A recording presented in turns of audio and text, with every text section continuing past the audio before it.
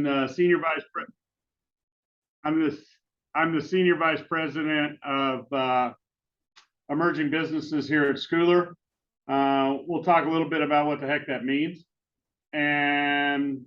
but a little background. I grew up on a farm in western Kansas. Really, all I ever wanted to do was farm. Really, from as long back as I remember, even into grade school. I graduated from K-State in 1985 in the middle of a farm crisis. And my dad told me that I needed to go find a job because the farm thing wasn't going to work. So I'm like, well, how about marketing? Was probably the biggest bugaboo we had. We could grow stuff. Could we add on to marketing? So I went out and looked for a job in grain marketing or livestock marketing, and that landed me in Omaha with ConAgra.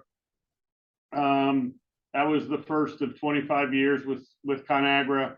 I stayed with the same company, but it did a whole bunch of different stuff. I traded ingredients for 10 years. Then I went to Greeley, Colorado. I ran the feed yards. I was a head packer buyer for Monfort. When they decided they wanted to get rid of that, I came back and traded futures and options in corn, beans, wheat, cattle, and hogs in Chicago. I was back in the day when we yelled and screamed at each other like the movies. And then ended up being a part of the management group that took the ConAgra trade group and turned it into Gavilon. Gavilon was independent for 5 years. Then we sold it to a Japanese trading house called Marubeni. I stayed there for 2 years, retired, and Scoular asked me to come back in 2018. I was going to be a trader. We kind of figured out that maybe my risk profile and Scoular's risk profile were different, so we decided not to do that. They asked me if I would be interested in leading emerging businesses. I'm like, what the hell does that mean? Sounds like something you give to somebody that you don't really want around, but you don't know how to tell him that you don't want him around anymore. And he says, no, that's not really what it is. It is a unique time in agriculture. I think we are on the cusp of a really huge change. You might be too young, but we did this once in the late 90s, early 2000s, when ethanol came onto the scene in agriculture. The world changed very quickly. We went from growing 10 billion bushels of corn to going 15 billion bushels of corn. We created a new demand base for corn. Land use changed. The DDG markets were created. It was an amazing time. Obviously, it kind of set the farmer on a different footing. It set land prices on a different footing. The unintended consequences were well documented. We're right on the cusp of doing that again with renewable diesel, and so today we're right at the beginning of using vegetable oil and animal fat as a source of motor fuel, most notably diesel fuel, but soon to be as important, probably sustainable aviation fuel. And it is going to cause the same kind of disruptions. I've got 11 new soy plants that have been announced. I'm going to need 5, 6, maybe 7 million acres of new soybeans. Obviously, that probably means we're going to have less wheat and corn, and we're going to have more soybean meal. And so there's going to be a tremendous amount of disruption. So my job here is to try to figure out what Scoular's place in that is. We're working on a renewable diesel refinery as we speak. I'm trying to bring back a decommissioned crush plant in Goodland, Kansas that we will convert to processed cover crops, which will have CI scores, carbon intensity scores that will be very advantageous in the market. I lead a group in Asia that will hopefully provide places for soybean meal to go. Our theory is that as the U.S. produces 15 or 20 million tons excess soybeans meal, because we're going to crush so much oil here, that it has to go overseas. So that's kind of what I've been working on. It's different than what I've done. You know, this is be my 38th year of doing this. So what I like is that I get to do something different. It makes me want to come to work in the morning. New things intrigue me. You know, I like to have my foot still in agriculture. I own a couple farms. I still am active in the farm I grew up on. So I still like spending at least a couple of weeks a month, or excuse me, a couple of weeks a year on the farm with my hands dirty. That will still be my retirement, I think. But it is interesting to be in a company that is dynamic enough to try to figure out how to be a part of all the changes that are coming in ag. Management philosophy or style. So I am a very unpretentious person. This is coming from me. You need to ask somebody else this, because, you know, self-critique, I don't know. I am not formal. I like to run my organization like that. I will tell you that I manage down way better than I manage up. And I'll talk a little bit about that in a minute. But my management style is very laissez-faire. I will tell you that one of the biggest joys I have from work is not so much monetary anymore, but this idea that I have somebody in my organization and I say, you know, here's an opportunity, see what you can do. And then you come back in 6 months, and not only have they capitalized on what you thought about, but then they've taken it to a different level.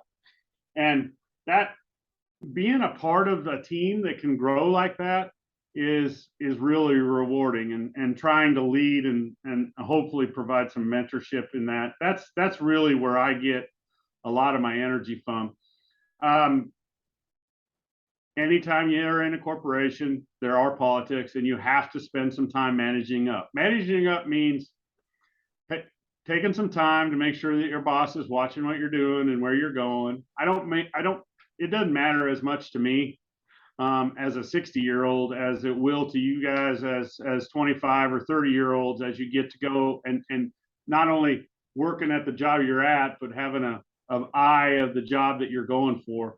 But it's something you got to manage.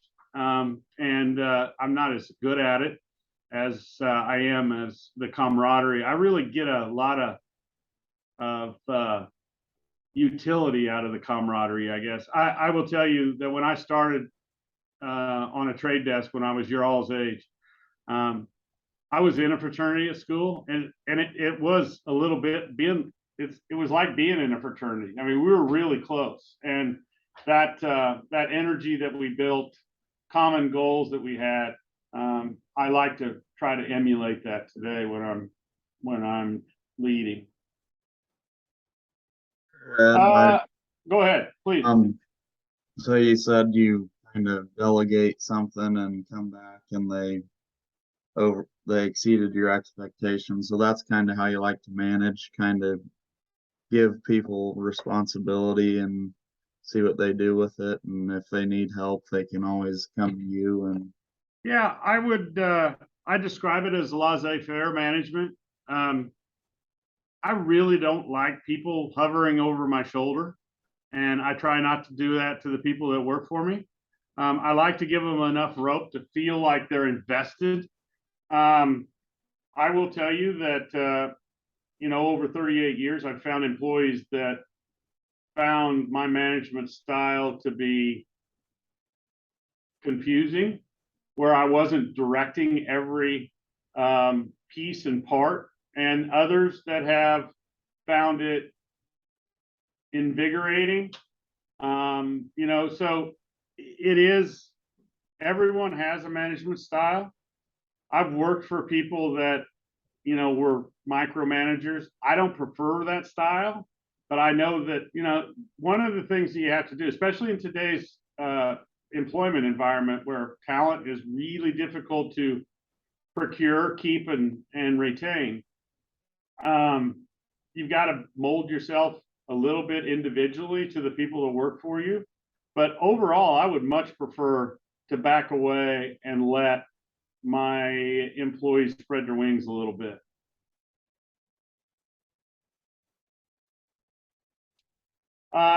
In management class, a fair amount of time is spent as planning, organizing, directing, controlling. All right, so this is an interesting question. Certainly, being prepared matters. I'm probably not the best person to talk about this as a futures and options trader.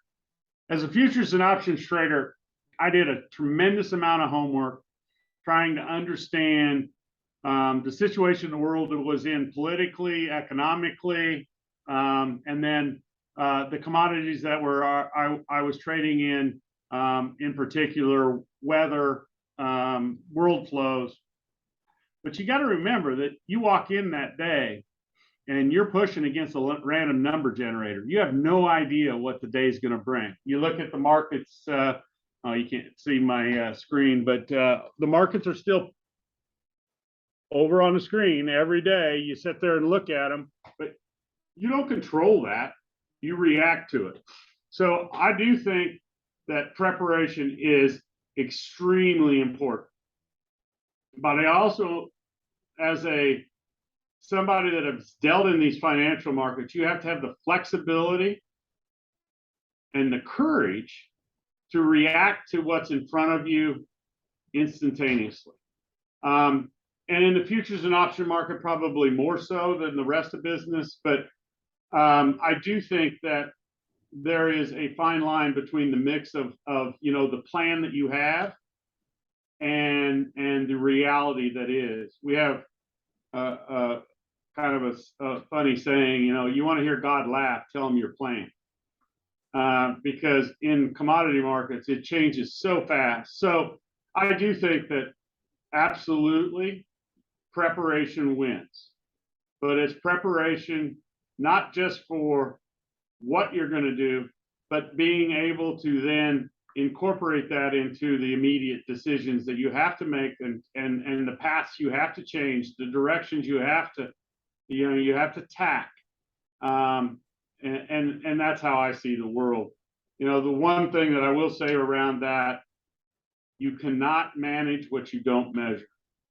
A lot of times I fall back on to stale analogies, I suppose, but I think of it as like playing baseball. If you're a little league coach, you play the kids that you kind of feel right. That kid gets a hit every now and then. He's in the lineup. That kid, he always seems like he strikes out. And so he's not in. You get to high school and they're starting to keep those stats. So the stats, you have an intuition, and then you have the data behind the intuition. You start to be more interested in how those stats either validate or call into question your decision. As you go up the chain from college to pros, I mean, think about the stats the pros use today to figure out how to shift players. And I would suggest that business is very much the same. I think I have great business intuition, but that's been honed by years of statistics in the background, either validating or calling into question my judgment. My judgment gets better when it's validated. It also gets better when I prove myself wrong. And if you're not measuring those things, you're falling behind, especially in your all's world. We used to have to deal with a whole bunch of variables in our business that we couldn't. It was just simply too big to monitor. Individual farmers, Scoular has 20,000 farmers. Well, today, with the ability for us to aggregate data and then to analyze that, we can absolutely 20,000 data points. We can have millions of data points that we have the computing power now to evaluate. So I think that as I looked at it, and we went from instinct to validation, the continuum that you all are on, when you get into the heart of your business career and your ability to gather data around both your customer and your suppliers, and your integration that into your business decisions are going to be more important, quite frankly, than mine were. Goals and metrics, I think, absolutely. You know, I don't want to talk about where I'm at. I want to talk about where we're going. I talk about the point of light, you know, that my job as a manager is to get the team together and, first of all, listen to everybody, take all of the input, then decide where we're going, because it's never unanimous. And it's not a democracy. At the end, okay, I'm in charge. This is where we're going. That's the point of light. Let's figure out how to get there, come together as a team. Sometimes the point of light's not mine because I've got 10 team members and 9 of them want to go here. Not very often can you push the team away from, I mean, you've got to incorporate a consensus. But once you get to a consensus, then it's my job to rally everybody around and say the point of light we're going to. And those and Matt and then watching our progress against those goals are really important. I think it's also really important to make those goals monetary. I am a trader. There was a great trading book written by a professor at University of Illinois called Thomas Hieronymus. And one of the things that he said is trading's a game. One of the reasons we take the game so seriously is because the score is kept in money. I believe that. I am very much entrepreneurial. I like to get paid for what I'm doing. I still think of it as the ultimate scorecard. So not only to watch those goals and performance metrics on a piece of paper, but also on my paycheck really matters. And on the people that work for me's paycheck really matters. Specific techniques or skills are important for my managerial ability. Well, first of all, I'm going to start with camaraderie. I have to build a rapport with my team. They have to be able to confide in me. They have to be able to argue with me, and then come to a consensus. I have a saying for my trade teams: there is no such thing as bad news unless it's late news. So bad things happen. Bad things are going to happen. If my trader walks into my office and say, look, I did something stupid. I misbilled a ship. It's going to cost us $3 million. All right. So that's not good. But if they do it in real time, we can come together as a team and figure out the best way of managing the situation. What I can't have is they try to delay, figure out a way to figure it out on their own. Don't tell me about it. And a month later, I find out that we had a ship that went somewhere wrong. So there's no bad news unless it's late news. And I think that trying to build an environment where they know that we can talk about anything and do it in a environment where we're trying to help each other matters. And I also think that, from the perspective of trade, we also have compliance issues where at times people do dumb stuff in markets. Trying to hide those can pyramid into a really bad situation really quickly.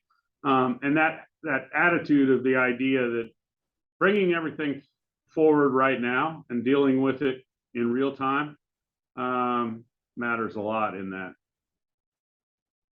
So how do you balance between like tough love and kind of saying, Yeah, It's that's all that, right. that next one is conflict. So look, I'm going to tell you that some conflict's good. I've got where is it? It might be on my desk at home. I've got a plaque that says, and it's a quote from, I don't know who the quote's from, but the plaque on my desk says, the absence of conflict is not harmony, it's apathy.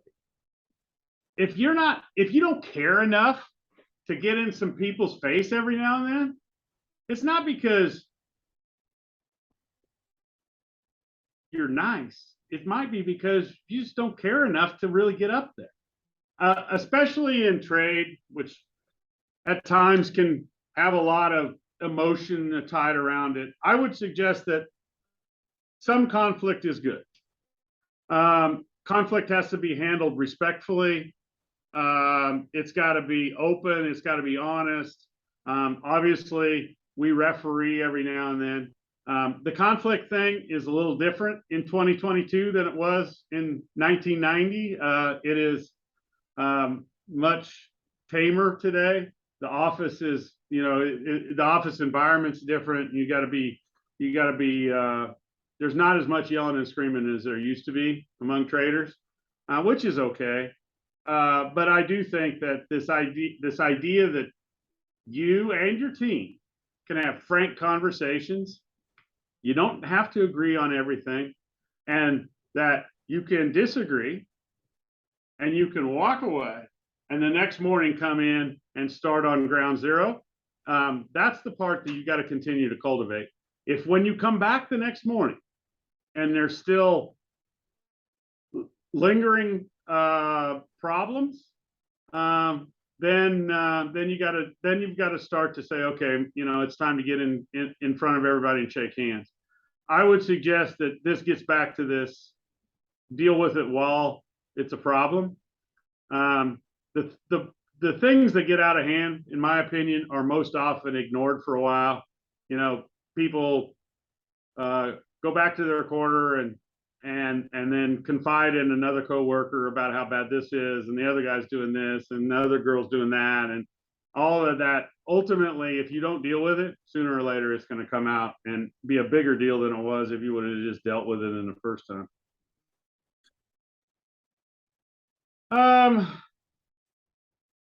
Some things that will become more important for agribusiness manager in the future. You guys are going to have the ability to monitor so much more stuff than I do. I know that we could check and see who's clicking on their keyboard. We can check and see when their computer's on or off. We can check how their building access, when they're in and they're out. And I don't know. I don't want to work for the company that does all that stuff. So in my mind, you might have to figure out how to make sure that you don't over observe your employees, because the ability to is going to be so much greater than my ability was when I was when I had facilities. But I do think that as you go forward, the ability to collect data is going to be massive. And what's going to be important for you to figure out how to take that data and to turn it into information that you can use to manage without going too far. I've got the ability today to look in the cloud on an app that John Deere provides to try to help a farmer manage tractor maintenance, and look at the yield data that's going from the yield monitor in the combine up to the cloud. Now, that my data know, how are you going to use that? How this data is not going to be your problem. My generation was hard to find the data.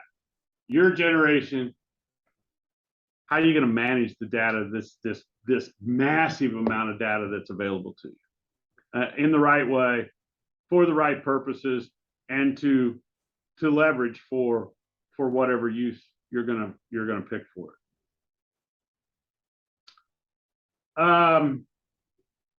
Going green. I don't know, gentlemen. I'll tell you. So here, I'm just gonna lay it out. I'm a 1980s graduate of a land grant university in the middle part of the United States. At that point, there was 5 billion people. My job was to wake up in the morning and feed 5 billion people, get up the next day and do it again. My job as a 60-year-old, in my opinion, is to feed 7 billion people. Get up tomorrow, feed 7 billion people again. The challenge in front of y'all is that there's going to be 9 billion of us in 2050, and y'all are going to have to figure out how to do that again. Now, I would suggest that we've done a pretty good job. We've used science and technology to figure out how to be more productive. When I was in high school, we had twice as many cows in the United States than we do today, and we make twice as much meat today than we did with half as many cows. That was what we were supposed to do. We're supposed to make more, use science and technology, make more food. This move towards green, where's my food come from? Particularly the backlash against science like GMOs, and that in my mind is going to be a really difficult problem as you go forward. There are 330 million consumers in North America that have too much money. They can care about things that a lot of people in North Africa and Asia can't afford to care about.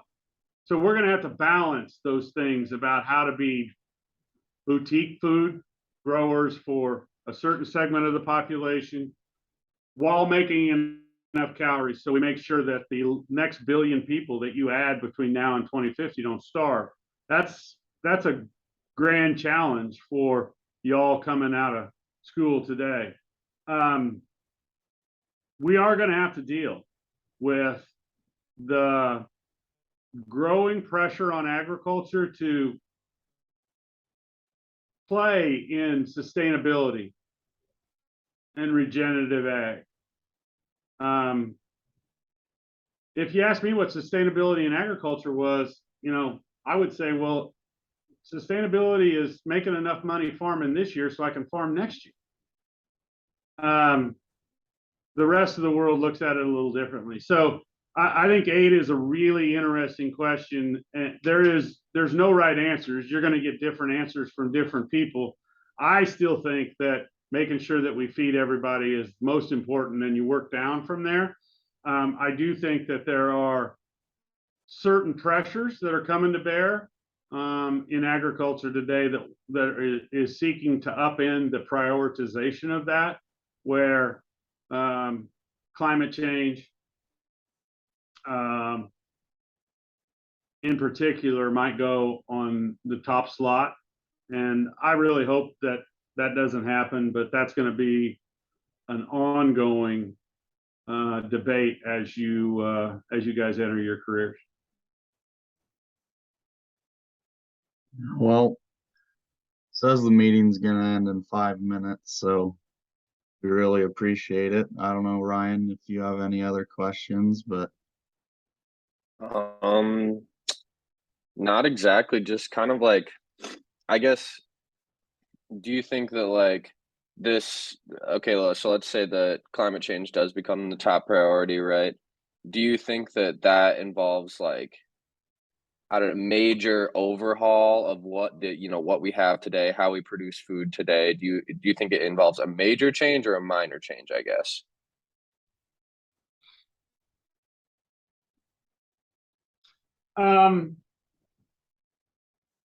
I don't know if you have been following, but the government put out a challenge over the course of the last 8 months to provide them with climate smart ag practices.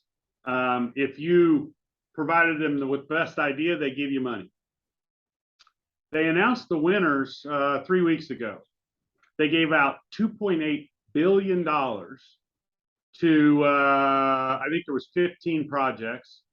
All of them were based around trying to sequester more carbon. Climate smart is cover crops, no-till, trying to keep more carbon in the soil. I think projects like that, Ryan, are slowly going to transform.